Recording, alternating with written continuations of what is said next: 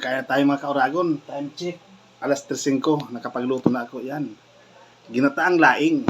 Diba? Talagang titikman natin.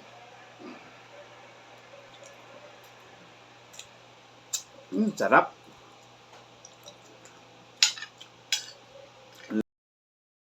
Yan, magandang hapon mga kauragon. Time check. Alas 2 ng hapon yan. Hindi na makatulog kaya magsisimula naman ako dito sa kusina magluto ng ulam. Laing, 2 balot na laing.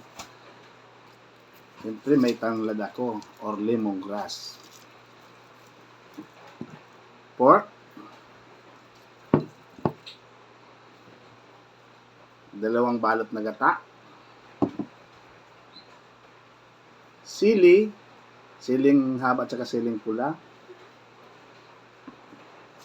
May kunting alamang. Tsaka, siyempre, yung natural na sangkap. Sibuyas, bawang, luya. Papakuloan ko muna. Ayan mga kauragon.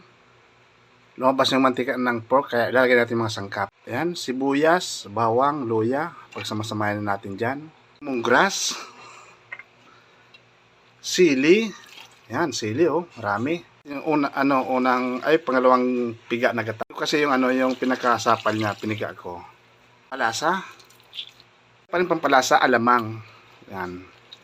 Kulong-kulo na yung pangalawang gata. Lagyan natin laing.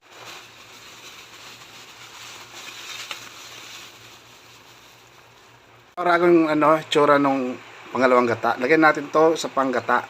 Puro na po yan, puro. Kakanggata na talaga yan. Yan. May isa pa doon. Mamaya pag tuyo-tuyo, saka natin papainal. Yung kauragon, pangalawang purong gata. Yan. Papatuyo na natin to. Yan, final na po to. Yan. Diba? Papatuyo natin ng magmamaramantika. Ang pagluluto ng ginataang gulay, may sekreto po yan. Hindi basta bara-bara lang na sasalang nyo lang. Ang sikreto ng mga uragon. Ayan, nakakaramdam na akong gutom mga kauragon. Ito ang tradisyon namin. Kahit saan kami pupunta, talagang dala-dala namin yung pagluluto, laging may gata. Ganyan mga Bicolano. Uragon. Ayan na po mga kauragon. Luto na ang aking gulay na laing. Yan. Tatak uragon. Pag nagustuhan niyo po ang aking video, pwede po ba paki-like, share and follow. Salamat!